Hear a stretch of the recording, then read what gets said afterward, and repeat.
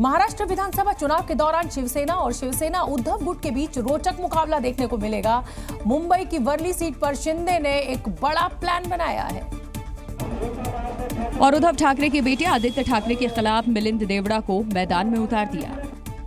महायुति की तरफ से वर्ली सीट शिंदे की शिवसेना को मिली है, जिसके बाद उन्होंने मिलिंद देवड़ा को मैदान में उतारने का फैसला लिया। मिलिंद देवड़ा लोकसभा चुनाव से पहले जनवरी में कांग्रेस छोड़कर शिवसेना शिंदे गुट में शामिल हुए थे।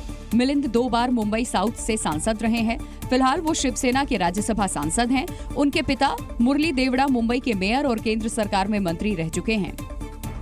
वहीं दूसरी ओर वर्ली सीट से राज ठाकरे ने संदीप देशपांडे को टिकट दिया है और अब शिवसेना ने मिलिंद देवड़ा के नाम पर मुहर लगा दी है, जिससे वर्ली सीट पर मुकाबला रोचक हो गया। आदित्य ठाकरे ने गुरुवार वर्ली सीट से नामांकन भर दिया।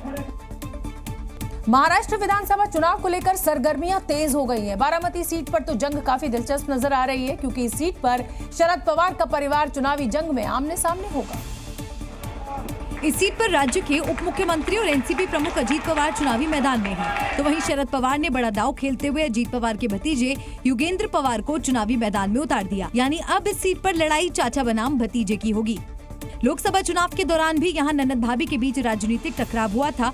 अजीत की पत्नी सुनेत्रा पवार को उनकी ननद और शरद पवार की बेटी सुप्रिया सुले ने सीधे मुकाबले में हरा दिया था। अब एक बार फिर इस सीट पर पवार परिवार में लड़ाई है, यानी बारामती में एक बार फिर रोचक जंग देखने को मिलेगी। जानकारों का मानना है कि युगेंद्र के मैदान में आने से अजीत पवार की मुश्किलें बढ़ सकती हैं, क्योंकि एक तरफ अजीत पवार हैं तो वहीं दूसरी तरफ पूरी पवार फैमिली उनके खिलाफ मोर्चा खोलकर बैठी है।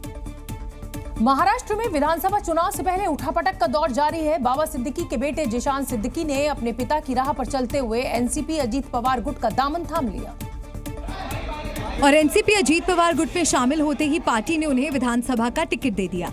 एनसीपी अजीत गुट ने 7 उम्मीदवारों की दूसरी लिस्ट जारी की, जिसमें जिशान सिद्दीकी को बांद्रापुर से उम्मीदवार बनाया गया। जिशान 2019 में कांग्रेस के टिकट पर विधायक बने थे। टिकट मिलने के बाद जिशान ने जी न्यूज से खास बातचीत की, जिसमें उन्होंने जीत का भरोसा जताया।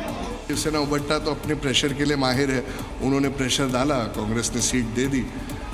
इस कठिन समय में भी मेरे साथ जो राजनीति हुई है वो मेरा दिल जानता है, पर ठीक है, वो उसका जवाब जनता वोट से देगी। दूसरी लिस्ट में नवाब मलिक की बेटी सना मलिक को भी टिकट दिया गया।